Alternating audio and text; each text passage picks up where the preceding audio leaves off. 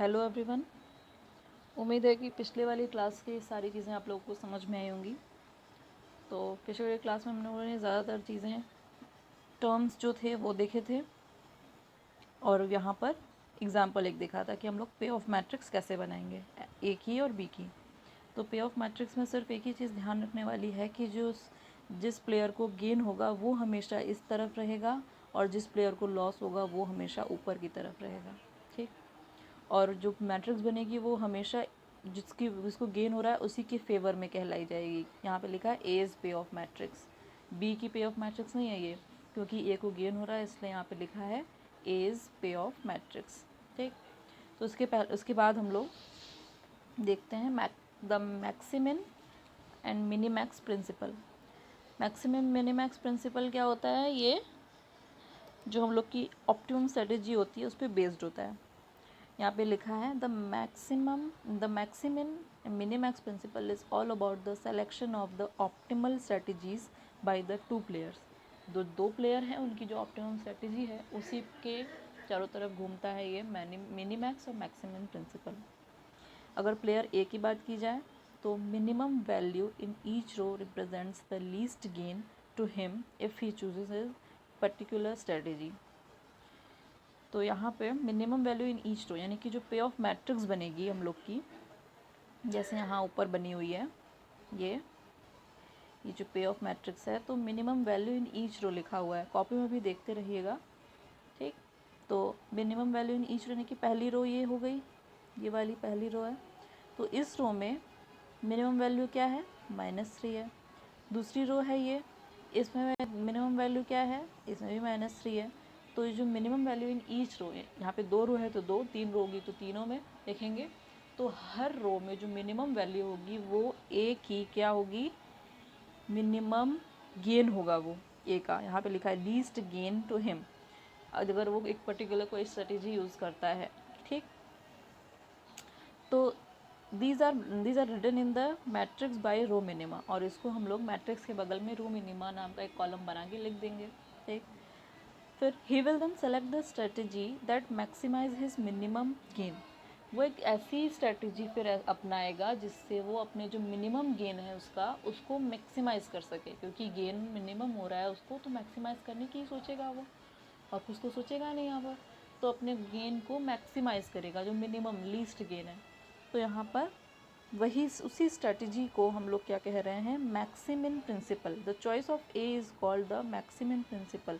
तो यहाँ पे जो चॉइस करेगा वो उसको हम लोग मैक्सिमिन प्रिंसिपल कहते हैं। मैक्सिमिन कैसे है? इसको अगर आधा आधा हम लोग ऐसे तोड़ दें तो पहले हम लोगों ने मिनिमम लीस्ट वैल्यू निकाली, उसकी गेन की, फिर उसको मैक्सिमाइज कर दिया। ठीक। तो ये हो गया हम लोग का maximin principle. And the corresponding gain, इस तरीके से जब मिनिमम गेन को उठाकर मैक्सिमाइज करेगा तो फिर उससे जो गेन होगा उसको हम लोग कहते हैं, क्या कहते हैं? यहाँ लिखा है लास्ट में maximum value of the game, sorry maximin value of the game. ठीक।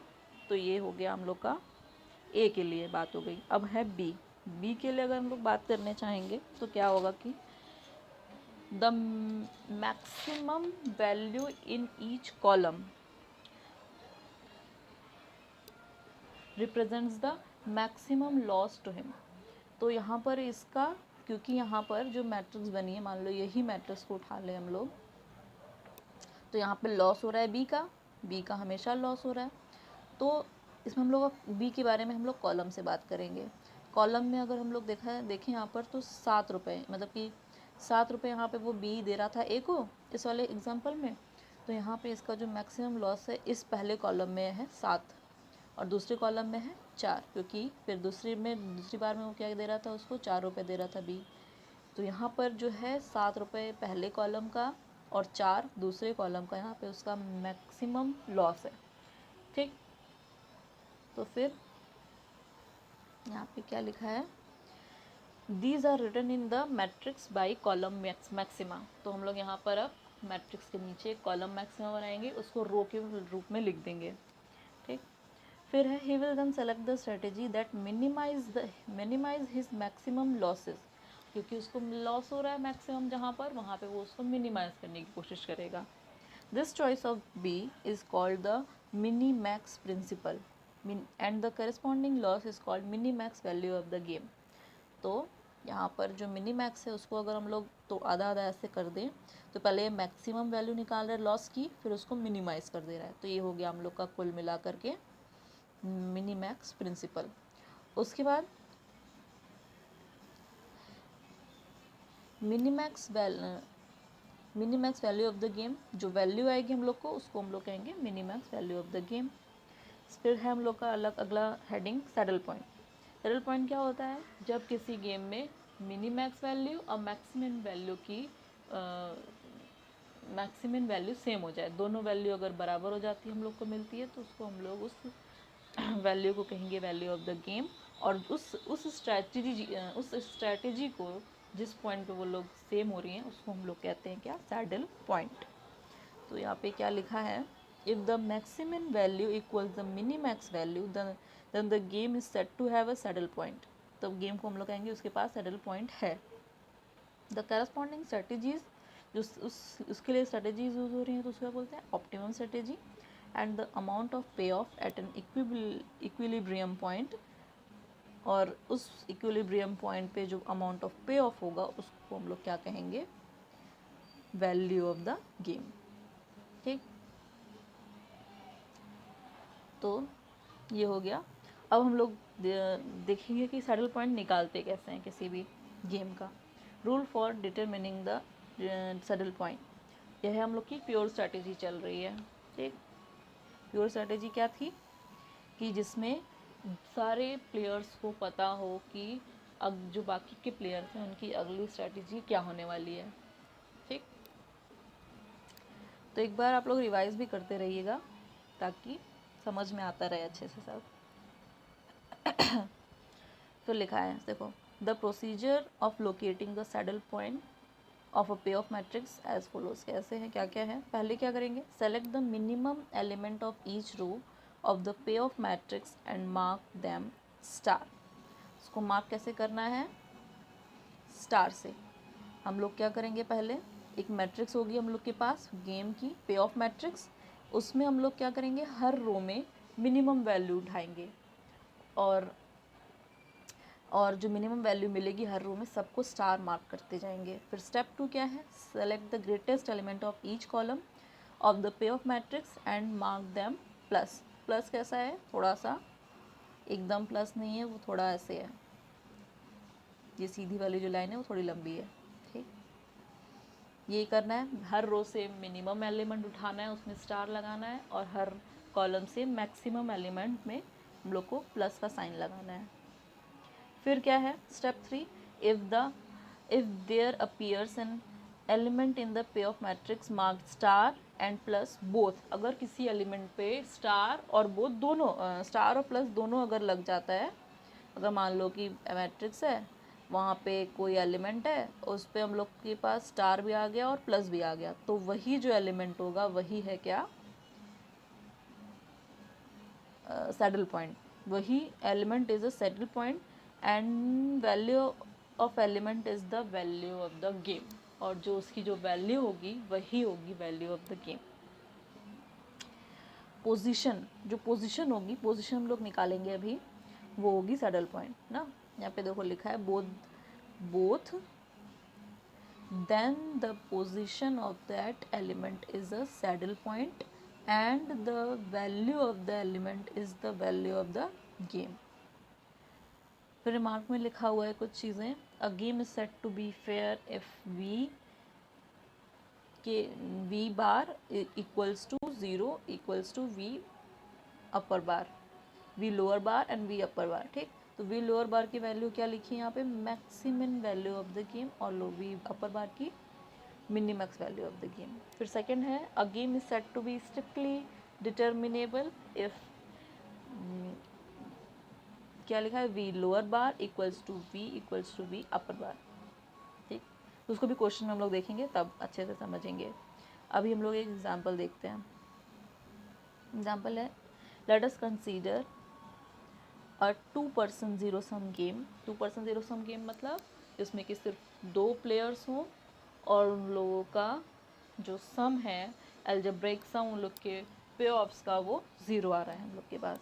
विद द फॉलोइंग 3x2 पे ऑफ मैट्रिक्स, 3x2 पे ऑफ मैट्रिक्स है यहाँ पे ए के लिए। ए के लिए इसका मतलब कि यहाँ पे ए को फ़ायदा हो रहा है और बी को नुकसान हो रहा है। ठीक, तो हम लोग को एक मैट्रिक्स मिली हुई है यहाँ पे। तो हम लोग पहले देखो क्या क्या करते हैं। पहली रो उठाया, ये रो उठाया भैया A1 वाली। A1 स्ट्रैटेजी, यहाँ पे देखो प्लेयर ए की A1 स्ट्रैटेजी और B1 स्ट्रैटेजी पे कौन सा एलिमेंट है 9। फिर प्लेयर ए की A1 स्ट्रैटेजी और B2 स्ट्रैटेजी पे कौन सा एलिमेंट है 2। ये हम लोग देख रहे हैं ना। फिर इसी तरह हम लोग अगर देखें तो प्लेयर ए की A2 स्ट्रैटेजी बी और बी की B1 स्ट्रैटेजी पे 8 है। प्लेयर ए की A2 स्ट्रैटेजी और B2 स्ट्रैटेजी पे एलिमेंट 6 है। तो अगर इस पॉइंट पे किसी मान लो 8 जहाँ पर है, 8 जहाँ पर है यहाँ पे अगर सैडल पॉइंट मिला तो उसका जो पोजीशन क्या आएगा, पोजीशन आएगा A2 B1। पोजीशन जो लिखा था ऊपर, इस पोजीशन को हम लोग सैडल पॉइंट बोलेंगे, वो इसी तरीके से निकालेंगे। ठीक, तो पहला हम लोग देखते हैं। पहला हम लोग क्या देखेंगे, पहली रो में हम लोग देख रहे हैं क्या है यहाँ पे 9 और 2। इसमें हम लोग क्या कौन सा नंबर उठाना है, मिनिमम, और मिनिमम के ऊपर हम लोग को स्टार लगाना है। तो आप लोग को दिख ही रहा होगा कि 2 के 9 और 2 में से 2 मिनिमम है, तो 2 के ऊपर यहाँ पे स्टार लगा हुआ है। ठीक, फिर A2 को उठाया, A2 में 8 और 6 में कौन सा मिनिमम है, 6 मिनिमम है, तो 6 के ऊपर यहाँ पर स्टार लगा हुआ है। ठीक, तीसरा रो उठाया, 6 और 4 में से 6 और 4 में से 4 मिनिमम है, तो यहाँ पे स्टार लगा हुआ है। ठीक है, अब कॉलम को उठा लिया हम लोग। कॉलम में 9, 8, 6 में से 9 मैक्सिमम है, तो यहाँ पर 9 के ऊपर हम लोगों ने प्लस का साइन लगाया हुआ है यहाँ पर। ठीक है, फिर अब दूसरी कॉलम उठा ली। दूसरी कॉलम में मैक्सिमम है 6, तो 6 के ऊपर प्लस का भी साइन लगा हुआ है, और जिस पे हम लोग को पहले से स्टार का भी साइन लगा हुआ है। तो हम लोग को जो 6 एलिमेंट है वो मिल गया क्या, मैक्सिमिन और मिनीमैक्स दोनों की वैल्यू बराबर हो गई यहाँ पर। वो है हम लोग का सैडल, नहीं ये है वैल्यू ऑफ द गेम। और सैडल पॉइंट क्या आया हम लोग का, सैडल पॉइंट क्या था, पोजीशन होता था, और ये जो इसकी जो अमाउंट होता था वो वैल्यू ऑफ द गेम होता था। तो यहाँ से हम लोग देख रहे हैं क्या कि 6 जो है वो वैल्यू ऑफ द गेम है, और जो पोजीशन आई है इसकी पोजीशन क्या आई है A2 B2। ठीक, तो उसको हम लोग लिखेंगे कैसे, ऐसे हम लोग स्टार, मान लो कि ये सब चीज़ें नहीं लिखा, ये सब नहीं लिखा, बस स्टार बना दिया, तो एग्जामिनर को क्या ही समझ आएगा। तो हम लोग को लिखने का तरीका ये है कि रो मिनिमम उसमें लिखा ही था, डेफिनेशन में जाके अगर हम लिखेंगे तो वहाँ पे लिखा था कि these are written in the matrix by row minima. किसको लिखना था हम लोग को कि ये रोज़ में जो मिनिमम वैल्यूज आती थी। तो रो मिनिमा एक कॉलम बनाया, रो मिनिमा बनाया, फिर यहाँ पे 2 क्योंकि शॉर्ट सबसे मिनिमम था, यहाँ पे 2 लिख दिया। यहाँ पे 6 मिनिमम था, यहाँ पे 6 लिख दिया। यहाँ पे 4 मिनिमम था, यहाँ 4 लिख दिया। ठीक, एक कॉलम ये आ गई। फिर कॉलम में एक कॉलम आई हम लोग की रो से। एक चीज़ ये भी देखिए आप कि हम लोगों की रो से कॉलम बन रही है। फिर कॉलम मैक्सिमम एक यहाँ पे हम लोग ने रो बनाई है। तो कॉलम से, कॉलम के एलिमेंट से कॉलम में जो मैक्सिमम है 9 यहाँ लिख दिया, यहाँ पे मैक्सिमम 6 है यहाँ लिख दिया। तो इससे हम लोग की रो बन रही है। ठीक तो अब हम लोग को क्या करना है कि रो मिनिमम में से हम लोग को क्या करना था, ये जो रो मिनिमम के जो एलिमेंट्स हैं वो हम लोग के क्या थे, मिनिमम गेन थे ए के, उसको हम लोग को मैक्सिमाइज करना था। क्या करना था, मैक्सिमाइज करना था। तो मैक्सिमम एलिमेंट इसमें से लिखेंगे, मिनिमम जो गेन था उसमें से मैक्सिमाइज करना था, तो उसमें से हम लोग को मैक्सिमम एलिमेंट उठाएंगे। तो जो कि है इसमें से 6 उठा लिया। यहाँ से हम लोग को क्या करना था, रो जो कॉलम मैक्सिमम में कैसे एलिमेंट थे, वो थे बी की जो मैक्सिमम लॉस था वो था। तो इसमें से हम लोग को मिनिमाइज करना था, तो 9 और 6 में से हम लोग मिनिमम एलिमेंट उठाएंगे जो कि है 6। तो यहाँ पर हम लोग लिखे हुए हैं नीचे देखिए कि जो वी अपर बार है उसकी वैल्यू मिनिमैक्स वैल्यू है जो कि 6 आ रही है। मिनिमैक्स कैसे, पहले हम लोगों ने मिनीमैक्स कौन सा है, मिनीमैक्स है ये, पहले मैक्सिमम लिए थे हम लोग, फिर उसको मिनिमाइज़ कर दिए, ये हो गई मिनीमैक्स वैल्यू जो कि है ये। उसके बाद क्या किए, 6 वैल्यू आ गई। अब यहाँ से हम लोग उठाएं, यहाँ पे पहले हम लोग मिनिमम वैल्यू लिए थे, फिर उसको मैक्सिमाइज़ करना था, लीस्ट गेन को मैक्सिमाइज़ करना था, तो हम लोग के पास मैक्सिमिन वैल्यू आ गई जो कि है ये वैल्यू मैक्सिमिन। और दोनों की वैल्यू समझ आ रही है आप लोगों को कि इक्वल है। तो यहाँ पर हम लोगों को क्या मिल गया है, सैडल पॉइंट जो है, saddle point equals to position of 6। Position of 6 क्या है यहाँ पर देखिए, 6 ये है, 6 यहाँ पर है, तो पोजीशन ऑफ 6 आ रही है क्या, A2 B2 ना। ए यहाँ पर ए की स्ट्रैटेजी A2, बी की स्ट्रैटेजी B2 लगाने से जो है वैल्यू जो पोजीशन मिल रही है, इक्विलिब्रियम की पोजीशन हम लोग को मिल रही है वो है A2 B2, और वैल्यू ऑफ द गेम क्या मिल रहा है हम लोग को, 6 नंबर मिल रहा है। ठीक, इतना समझ में आया होगा सबको। एंड हाँ देखो, saddle point position A2 B2, value of the game is value of the game equals to 6। Also optimum strategy of A क्या है, A2, और ऑप्टिमम स्ट्रेटेजी ऑफ बी क्या है, B2। ऑप्टिमम स्ट्रेटेजी ऑफ ए का मतलब क्या कि इस स्ट्रेटेजी को यूज़ करने पर उसकी जो मिनिमम गेन थी वो मैक्सिमाइज हो रही है ना, A2 स्ट्रेटेजी यूज़ करने पर। और बी की क्या है, बी की कैसे B2 स्ट्रेटेजी है, ऑप्टिमम स्ट्रेटेजी कैसे हो गई कि B2 स्ट्रेटेजी यूज़ करने से उसकी जो मैक्सिमम लॉस थी वो मिनिमाइज हो जा रही है। इस तरीके से इसकी जो ऑप्टिमम स्ट्रेटेजी ऑफ बी हो जाएगी वो हो जाएगी B2, और ए की क्या हो जाएगी, A2। ठीक, इतना समझ में आया होगा। तो ये हो गया क्वेश्चन पूरा सॉल्व हो गया हम लोग का। हम लोगों को क्या क्या निकालना था यहाँ से, सैडल पॉइंट निकालना था, वैल्यू ऑफ द गेम निकालना था, ऑप्टिमम स्ट्रेटेजी निकालनी थी। ठीक, तो अगले पेज पे चलते हैं। अगले पेज पे क्या लिखा हुआ है देखते हैं, सॉल्व द गेम, क्वेश्चन ही है। अब क्या लिखा हुआ है कि सॉल्व द गेम, ये गेम लिखी हुई है, और सॉल्व करके क्या फाइंड करना हम लोग को, पहला यहाँ पे साइड में सैडल पॉइंट निकालना है, वैल्यू ऑफ द गेम और ऑप्टिमम स्ट्रेटेजी। जैसे हम लोग पहले किए थे सेम वैसे ही सब कुछ करना है, कोई अंतर नहीं है, कोई डिफरेंस नहीं है। क्या किए हम लोग, पहले मैट्रिक्स लिख लिए पूरी उसी तरह, गिवन पे ऑफ मैट्रिक्स सेम उसी तरह लिख दी। यहाँ पे रो मिनिमा का कॉलम बना लिए, कॉलम मैक्सिमा का रो बना लिया। यहाँ पे पहली रो में मिनिमम एलिमेंट क्या मिला हम लोग को, -5, जो कि यहाँ लिख लिया, और यहाँ पे स्टार भी बना दिया। जो स्टार और प्लस वाला जो कॉन्सेप्ट है वो समझने के लिए है शॉर्ट में, कि आप लोग आगे जाएंगे तो उसमें चेक करना होगा कि प्योर स्ट्रैटेजी है कि नहीं, तो उसमें फटाफट से स्टार और प्लस लगा के निकाल देंगे। पूरा लिखना नहीं पड़ेगा कि रो मिनिमा, जो कि मतलब सिर्फ मन में कर सकते हैं, शॉर्ट में छोटा सा बॉक्स बनाया और कर लिया। और ये जो रो मिनिमम कॉलम मैक्सिमम वाला है कॉन्सेप्ट, वो है लिखने वाला कॉपी में, इस वजह से दोनों लिखा हुआ है, तो अच्छे से समझ आएगा। ठीक, तो पहली रो उठाई, पहली रो में मिनिमम वैल्यू है -5, और -5 यहाँ पे लिख दिया है और उस पर स्टार भी बना दिया है, जैसा कि आप लोग को दिख रहा होगा। ठीक, फिर दूसरी रो में क्या है, दूसरी रो में सबसे मिनिमम वैल्यू 5, 6, 4, 8 में है। यहाँ पे अगर दिक्कत हो रही हो देखने में, तो आप लोग क्वेश्चन में वैल्यूज़ अच्छे से देख सकते हैं। क्वेश्चन में सब साफ साफ है, नीचे थोड़ा प्लस स्टार बन गया है, तो यहाँ पे क्वेश्चन में सब में पॉजिटिव है, यहाँ पे सिर्फ एक में निगेटिव है, यहाँ पे एक में निगेटिव, यहाँ पे सब बीच वाले रो में सब पॉजिटिव है। तो इसमें देखेंगे तो दिखेगा क्या कि दूसरी रो में सबसे मिनिमम वैल्यू है 4, तो 4 को हम लोगों ने लिख दिया है, यहाँ पे 4 लिख दिया। फिर और यहाँ पे हम लोगों ने स्टार भी बनाया हुआ है, यहाँ पे छोटा मतलब यहाँ पे देखिए बना हुआ है स्टार, देखेंगे तो अब लोग नहीं भी दिख रहा हो, अगर थोड़ा दिक्कत हो रही हो, थोड़ी कन्फ्यूजन लग रहा हो, तो आप लोग अपनी कॉपी में भी बना सकते हैं, क्योंकि अच्छे से सारी चीज़ें आगे लिखी हुई हैं, उसकी प्रोसीजर हमने बताया भी अभी। फिर क्या है, फिर थर्ड रो में सबसे मिनिमम वैल्यू है -3, यहाँ पे लिख दिया -3। इसी तरह कॉलम में सबसे मिनिमम वैल्यू, कॉलम में तो मैक्सिमम वैल्यू देखते हो, तो मैक्सिमम वैल्यू क्या है, 5 है। फिर 260 में 6 है, 042 में 4 है, फिर 7, 8 -3 में 8 है। ठीक, अब क्या करना है कि जो रो है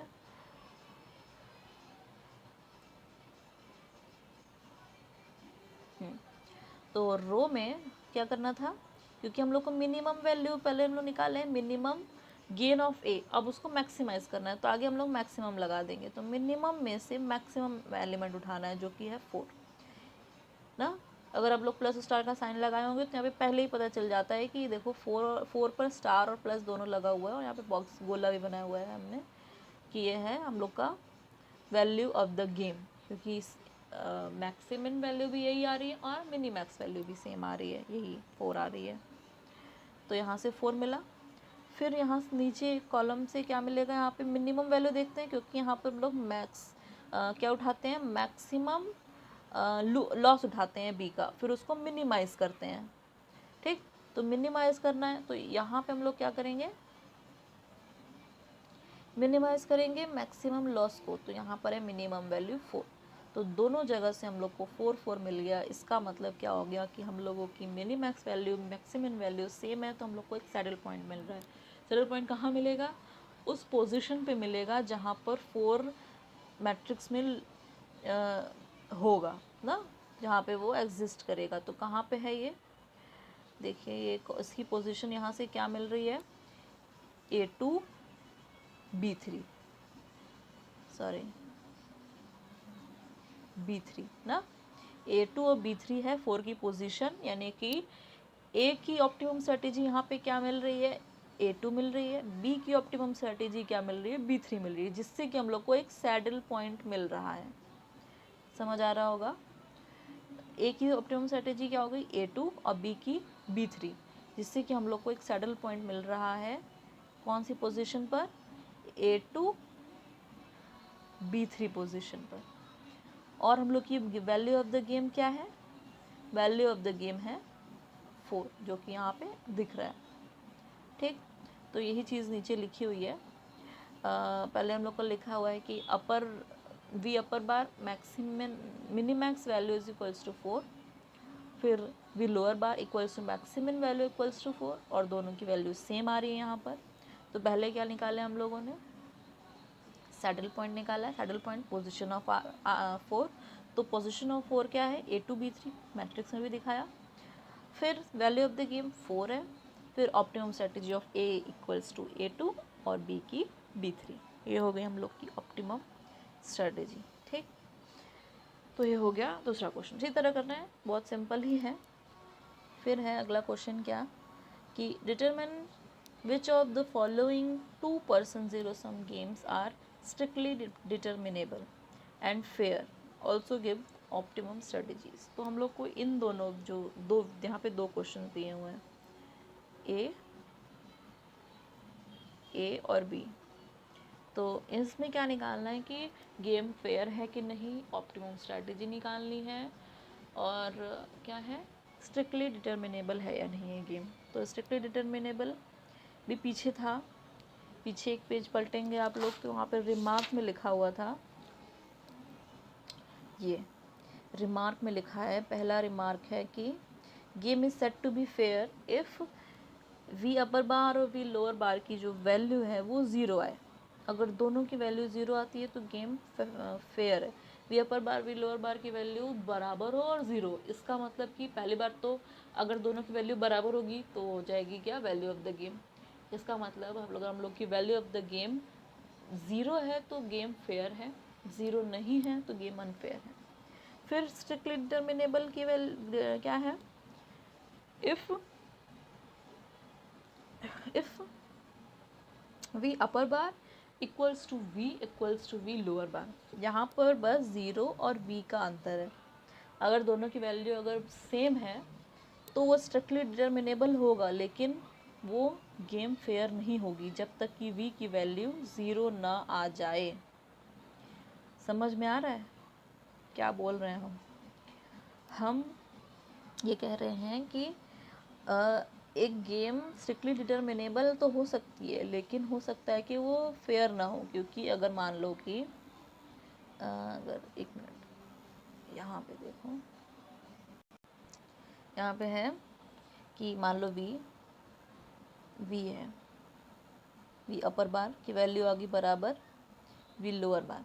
वी इन दोनों की वैल्यू बराबर आई है, इसका मतलब है कि किसी एक ही वैल्यू के बराबर आई होगी। मान लो कि वो नंबर वी है, तो ये हो गया हम लोग का स्ट्रिक्टली डिटर्मिनेबल हो गया, लेकिन ये गेम फेयर नहीं हुई, क्योंकि वी की वैल्यू जब तक कि ज़ीरो नहीं होगी तब तक की गेम हम लोग की फेयर नहीं होगी। समझ आ रहा है? अगर वी बार और वी अपर और लोअर बार दोनों की वैल्यू अगर ज़ीरो आ जाती है तो गेम हम लोग की फेयर भी हो जाएगी और डिटर्मिनेबल भी हो जाएगी, क्योंकि दोनों की वैल्यू सेम होगी और दोनों की वैल्यू ज़ीरो के बराबर हो जाएगी। हम लोग को डिटर्मिनेबल के लिए क्या करना होता है? डिटर्मिनेबल के लिए बस वी अपर बार बराबर वी लोअर बार चाहिए होता है, लेकिन गेम फेयर होने के लिए V upper bar equals to V lower bar equals to zero होना चाहिए। ठीक, तो इसको देखिएगा अभी क्वेश्चन में, समझने की कोशिश भी करिएगा कि हम क्या बोल रहे हैं। ज़्यादा कुछ कठिन नहीं है, सिंपल ही है। तो क्वेश्चन पे आते हैं। क्वेश्चन पहला इसमें हम लोग ने टेबल बना दिया है ना। तो प्लेयर ए इधर रख दिया, प्लेयर ए को हमेशा गेन होता है, गेन हो रहा है, यहाँ पे प्लेयर बी को लॉस हो रहा है। ठीक, तो पहली रो में हम लोगों ने देखा A2 स्ट्रैटेजी ए की, B1 B2 स्ट्रैटेजी बी की। ठीक है, फिर क्या है कि पहली रो को उठाया, पहली रो में क्या मिनिमम है? ज़ीरो, यहाँ पे ज़ीरो पे स्टार बनाया हुआ है और यहाँ पे रो मिनिमम में ज़ीरो लिखा हुआ है। ठीक है, फिर क्या है कि हाँ दूसरी रो में क्या है? इस पर भी ज़ीरो है, तो इसमें भी ज़ीरो यहाँ ज़ीरो पे स्टार बनाया, यहाँ पे ज़ीरो लिखा हुआ है। अब ज़ीरो ज़ीरो में से मैक्सिमम वैल्यू निकालेंगे तो ज़ीरो ही आएगी।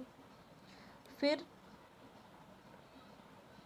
कॉलम को उठाया, कॉलम में मैक्सिमम वैल्यू निकालनी है जो कि है 5, और इधर वाले कॉलम में मैक्सिमम वैल्यू है 2 जो कि इस पर प्लस बनाया। तो इसमें आप देख पा रहे हैं कि सारे के सारे प्लस और जो स्टार हैं वो अलग अलग एलिमेंट पे हैं। यहाँ पे सिर्फ प्लस है, यहाँ पे सिर्फ स्टार है, यहाँ पे सिर्फ स्टार है, यहाँ पे सिर्फ प्लस है। किसी एक एलिमेंट पे अगर प्लस और स्टार दोनों आते हैं तभी वो सैडल पॉइंट बनता है, नहीं तो नहीं बनता है। तो यहाँ पर हम लोगों का सैडल पॉइंट नहीं मिलेगा। देखिए कैसे है कि पहले तो मैक्सिमम वैल्यू क्या थी हम लोग की? कॉलम की मैक्सिमम वैल्यू 2 और 5 थी, जिसमें से मिनिमम निकालना था। मिनिमम आ गया 2 और 5 का 2, पीछे देखते रहिएगा।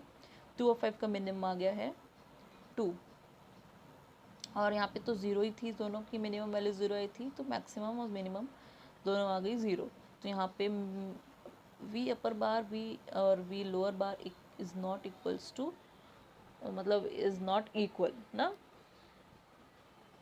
जैसे कि तो क्योंकि यहाँ पे हम लोग को क्या क्या वैल्यूज़ मिली हुई हैं? 0 और 2, 0 और 2 तो बराबर हो नहीं सकते कभी, तो ये हम लोग की जो वैल्यू है वो सेम नहीं आई। तो इसका मतलब कि ये गेम स्ट्रिक्टली डिटर्मिनेबल नहीं है, क्योंकि इसमें साफ साफ लिखा हुआ था स्ट्रिक्टली डिटर्मिनेबल में कि V lower bar equals to V upper bar होना चाहिए, और वो किसी एक ही वैल्यू के बराबर आएगा ना। ये दोनों जब बराबर हो जाएंगे तो वो सिर्फ किसी एक ही वैल्यू के बराबर आ पाएगा, तो यहाँ पे बराबर नहीं है। तो this game is neither fair nor strictly determinable. Strictly determinable नहीं है कैसे, ये तो समझ में आया होगा। और फेयर कैसे नहीं है? क्योंकि फेयर में भी यही चाहिए था। फेयर में तो और भी एक और कंडीशन थी कि दोनों की वैल्यू बराबर भी हो और इक्वल्स टू ज़ीरो भी हो।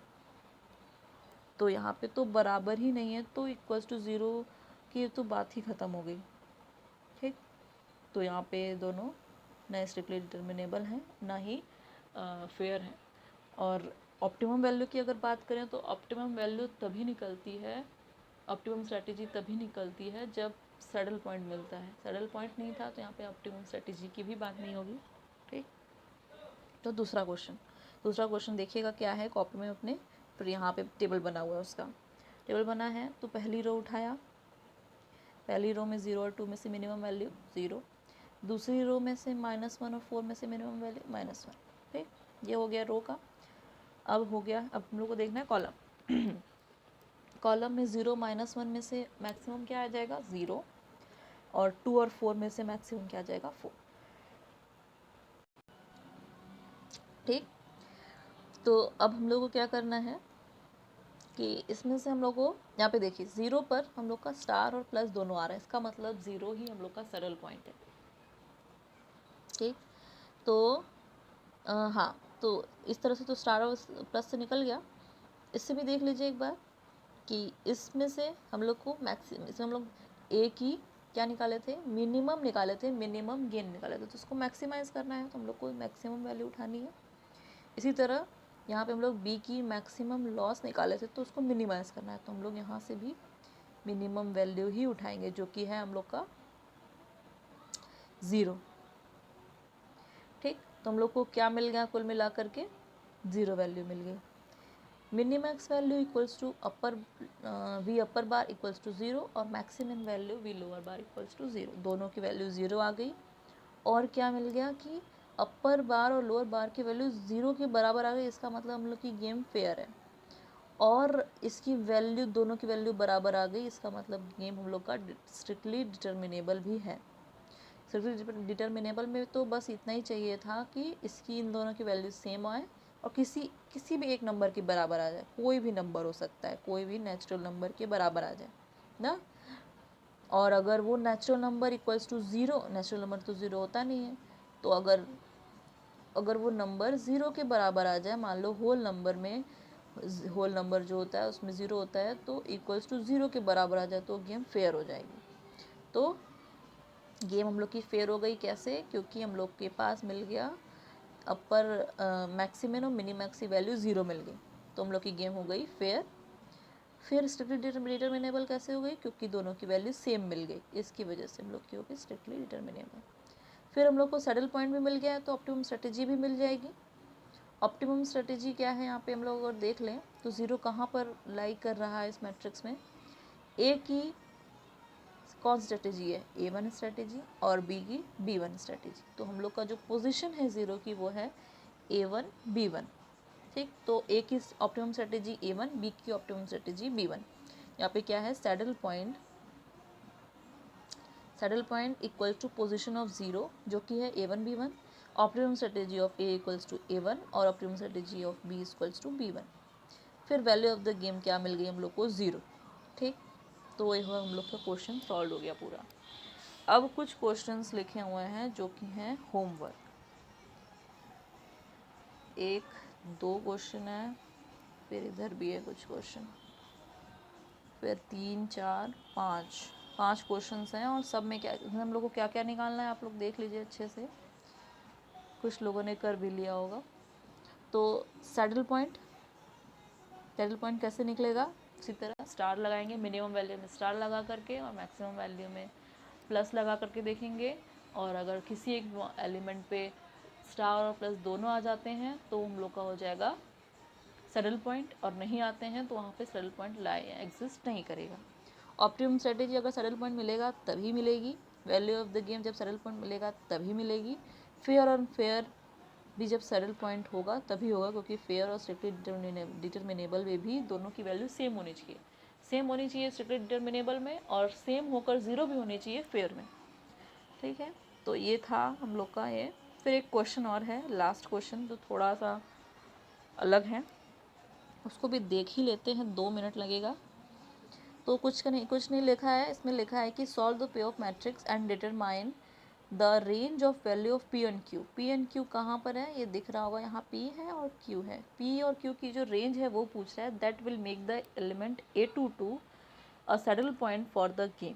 जो कि बनाए हम लोग को, जो एलिमेंट A22 है यहाँ पर, A22 कहाँ पर है, ये A22 यहीं पर है, ये A11 अगर यहाँ है, अगर A2 यहाँ है, A3 यहाँ है, या फिर इस तरह से न कहा जाए तो हम लोग जो पे ऑफ मैट्रिक्स देखे थे तो उसमें पहला जो एलिमेंट था A11, A12, A13, A21, A22 यहाँ आ रहा था, तो जो A22 कहाँ आएगा, A22 यहाँ आएगा, जो 7 है जो एलिमेंट है वो सैडल पॉइंट बन जाए, वो हम लोग को P की रेंज निकालनी है। तो क्वेश्चन का सॉल्यूशन देखिए, let us ignore the values of P and Q and determine the maximum and minimax value of the given payoff matrix। इसमें क्या करना है हम लोग को कि इसको टेबल हमने बनाया हुआ है, तो यहाँ पर P और Q को इग्नोर करके नॉर्मल तरीके से, मान लो कि ये 0 नहीं, इसको सोचना ही नहीं है कि ये कुछ है, इसको इग्नोर करना है बिल्कुल, और हम लोग को सैडल पॉइंट निकालना है। तो देखो क्या है, कैसे निकालेंगे कि पहली रो में 2 4 5 मिनिमम वैल्यू निकालते हैं पहली रो हर रो से। तो मिनिमम वैल्यू 2 हो गई, 2 के स्टार बना दिया और यहाँ लिख दिया रो मिनिमम है। फिर दूसरी रो उठाया, दूसरी रो में 10 है, 7 है, Q है, तो इग्नोर करना है Q को। तो 10 और 7 को सिर्फ देखेंगे कि इसमें मिनिमम और मैक्सिमम क्या है। तो मिनिमम देखना है, तो मिनिमम है 7, तो मिनिमम 7 लिख दिया। थर्ड रो है, थर्ड रो में मिनिमम निकालना है 4, P और 8 है, तो P को इग्नोर करना है, इसको देखना ही नहीं है ही नहीं कुछ। तो यहाँ पर क्या आ गया, 4 और 8 में से मिनिमम वैल्यू है 4, तो यहाँ पे लिख दिया हम लोग। ठीक, फिर इसी तरह कॉलम का काम कर रहे हैं, जैसे हम लोग कर रहे हैं हर सब कॉलम्स में। 10 मैक्सिमम वैल्यू 10 लिख दिया। यहाँ पे मैक्सिमम वैल्यू क्या आ जाएगी, इन तीनों में से P को छोड़कर, P को इग्नोर कर रहे हैं तो 7, 4 में से 7। इसी तरह यहाँ पर Q को इग्नोर कर रहे हैं तो 8 आ गई। ठीक, ये हो गया। अब हम लोग क्या करना है कि इसमें से मिनिमम गेन आया है तो इसमें मैक्सिमाइज़ करना है, तो 7 मतलब कि मैक्सिमम वैल्यू क्या आ जाएगी इसकी 7। और यहाँ पे हम लोग को मैक्सिमम लॉस आया है तो मिनिमाइज़ करना है, तो यहाँ से भी 7। तो हम लोग को क्या मिल गया है, यहाँ से हम लोग को मिल गया है clearly the maximum value and equals to minimax value equals to 7। तो हम लोग को क्या दोनों की वैल्यू मिल गई है 7। ठीक, 7 मिल गई, जो कि क्वेश्चन में यहाँ पे दिया हुआ था कि क्योंकि ऐसी रेंज निकालनी है जो एलिमेंट A22 यहाँ पे था ही 7, पहले भी बताया था। ये यहाँ पे जो A22 एलिमेंट है वो क्या है, 7 है। 7 को एक सैडल पॉइंट बना दे, तो ऐसा हम लोग को रेंज निकालना है। तो लिखा है thus there exist a saddle point at A2B2। ये तो हम लोग को यहाँ से दिख ही रहा है कि A2B2 पे सैडल पॉइंट है। A2 यहाँ से, B2 यहाँ से। अगर हम लोग यहाँ पे ये A1 हो जाए पहला रो और दूसरा रो A2 हो जाए, और यहाँ पे पहला कॉलम B1 और ये दूसरा कॉलम B2 हो जाए तो ठीक। तो यहाँ से A2B2 है यहाँ पे। फिर अगले पेज पे फिर क्या लिखा हुआ है कि this imposes the condition on P as P पे क्या कंडीशन इम्पोज हो रही है कि जो P है वो लेस और इक्वल टू 7 होना चाहिए, and on Q as Q greater और इक्वल टू 7 होना चाहिए। यहाँ पे अगर हम लोग देखें तो P को लेस होना चाहिए 7 से। देखो कैसे होगा कि P को क्या कह रहा है कि P को लेस और इक्वल टू 7 और Q जो है वो ग्रेटर इक्वल टू 7। कैसे, ये चीज़ देखिए। इस रो में पहले देखते हैं, या फिर कॉलम रो में मान लो देखते हैं। तो रो में पहली रो में तो हम लोग को 2 ही मिनिमम मिलेगा। ठीक, दूसरी रो में Q है तो उसमें देखते हैं। तो Q अगर 7, अगर मान लो देखो Q को इग्नोर करके हम लोगों ने 7 निकाला था, और अगर Q की वैल्यू 7 से ज़्यादा हो जाएगी, सॉरी Q की वैल्यू अगर 7 से कम हो जाएगी तो Q हो जाएगा ना मिनिमम वैल्यू इसमें। अगर 10, 7 और Q में देखें हम लोग तो 7 Q को इग्नोर करके 7 लिया था, क्योंकि इसमें से मिनिमम वैल्यू निकालनी है तो Q को 7 से ज़्यादा होना पड़ेगा। अगर 7 को ही मिनिमम रखना है तो ना, जैसे कि क्वेश्चन में दिया है कि जो A22 है एलिमेंट उसी को सैडल पॉइंट बनाना है, इसलिए हम लोग ये कर रहे हैं कि Q को 7 से ज़्यादा होना ही पड़ेगा, नहीं तो मिनिमम 7 हो जाएगा ना। तो A22 फिर आएगा कहाँ, फिर ये तो A23 पर है Q, समझ में आ रहा है। तो Q को हमेशा 7 से ज़्यादा ही होना पड़ेगा अगर 7 को मिनिमम बनाए रखना है इस रो में। तो इसी तरीके से अगर इस कॉलम की बात करें तो कॉलम में हम लोग, क्योंकि हम लोग मैक्सिमम एलिमेंट चुनते हैं, तो मैक्सिमम 7 लिए थे यहाँ से, 4 और 7 में से P को इग्नोर करके। तो अगर P की वैल्यू 7 से ज़्यादा हो जाती तो हम लोग यहाँ पे P ले लेते, तो P को ले लेते तो ये एलिमेंट A कौन सा एलिमेंट हो जाता, 3 2 हो जाता। A22 तो एलिमेंट आता ही नहीं ना। तो हम लोग को यहाँ पे क्योंकि मैक्सिमम 7 को ही रखना है इस कॉलम में, तो मैक्सिमम 7 को रखने के लिए P को 7 से कम होना पड़ेगा। तो वही चीज़ लिखा है P इज़ लेस और इक्वल टू 7। अगर 7 पे हो जाता है तो 7 ही आएगा, क्योंकि 4 और 7 में से मैक्सिमम 7 ही आएगा। लेकिन P को 7 से ज़्यादा नहीं हो पाएगा, समझ पा रहे हो ना। तो अगर इस कॉलम में हम लोग को 7 को मैक्सिमम रखना है तो P को 7 से लेस होना पड़ेगा, और अगर इस रो में क्यू किसको 7 को Q से कम रखना है तो Q को 7 से ज़्यादा ही होना पड़ेगा। अगर Q ज़्यादा हो जाएगा, Q अगर कम हो जाएगा तो Q मिनिमम वैल्यू आ जाएगा। यहाँ पे हम लोग Q लिख देंगे रो मिनिमा में, रो मिनिमा में हम लोग Q लिख देंगे तो फिर अलग ही वैल्यू निकल आएगी ना। तो हम लोग को यहाँ पे क्या कंडीशन मिली है हम लोग को, यहाँ पे कंडीशन पीछे मिली हुई है कि P is less or equal to 7, Q is greater or equal to 7. Hence the required range of values of P and Q are 7 is less or equal to Q, P is less or equal to 7. समझ में आ ही रहा होगा सबको। तो